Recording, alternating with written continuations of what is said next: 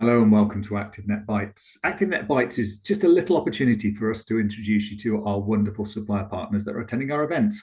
And this year, March 26th, 27th at Eastwood Hall is full. We're sold out, which is just fantastic. One of those people that's going to be joining us is John. So, John, tell us, who are you and who do you represent? Hi, Dave. I'm John Dixon. I'm the European Director of Sales here at Keepme.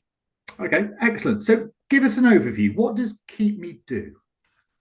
The best way to summarize it, Dave, would be that we pretty much fix a leaking sales funnel. That is where we are putting a lot of our energy, a lot of our time, and our momentum at the moment for operators, large, small, public, private. That's what we are entirely focused on, is being able to stop waste, be able to capture more leads, and Mhm. automate a lot of the processes that will see more members signing on the bottom line and becoming a member a lot quicker. Okay, excellent. And is this an AI assistant that supports an existing sales team, or is it something that can stand alone? It can be a standalone thing, but Mhm. we are seeing increasingly. It's a great question actually. We're seeing it increasingly used to get more effective use out of teams of people, Right. because when you set up these systems, the inevitable byproduct is more potential new joiners at your doorstep, ready to come and view facilities. So that needs people, and the great people we obviously know that occupy the leisure Mhm. sector, to be on hand to give them a great first impression, a great tour, or a great trial. So we're very much focused on it being used in quite a hybrid way as well. Okay, that's really good news. So, if I'm an operator and I sit down and have a chat with you on the 26th or the 27th, what's the sort of things that I've got to make sure is working in my business before I can make Keep Me really do its job? Well, to be honest with you, I think all we would say is that come with an open mind. You know, be Mhm. prepared to kind of take things that were very manual or are very manual, and think of a lot of the arduous admin tasks as being fulfilled by obviously an AI agent that's going to take responsibility for them. So you can reprioritize and redeploy your people Uh-huh. into a far more sort of face to face capacity. Okay. And I think if there's an open mindedness towards that, Dave, then I think we're on to a winning conversation, definitely. Yeah, absolutely. So, I love these AI assistants. Talk to me about how you train. How do you onboard? How do you induct this new team member effectively?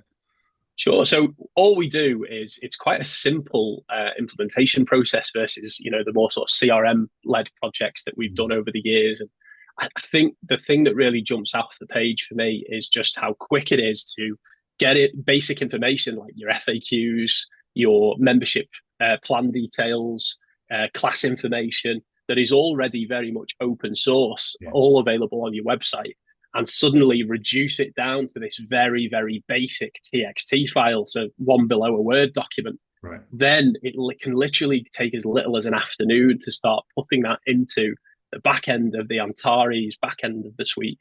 And we're in a position then where it's already becoming a super brain. It's already capable of moving people actionably through the funnel 24 hours a day. Okay. So give us a quick example. You can name drop if you want to. You can be anonymous if you want to. What sort of impact have you had by implementing this new support to the team within an organization? Sure, no problem at all. Well, I think that the thing that jumps off the page for a lot of people, Dave, and really kind of shocks them and makes them think, right, we've really got to look at this, is in general, you're talking about a 237% increase in membership leads in Wow. general. Then that translates downstream a little bit better. So, in terms of the volumes of people that make it from potentially joining or being a visitor and a tentative interest, we now are looking at 83% increases in people that actually firm book tours and trials and end up at your doorstep and under your roof. So they're the two main highlights, I would say.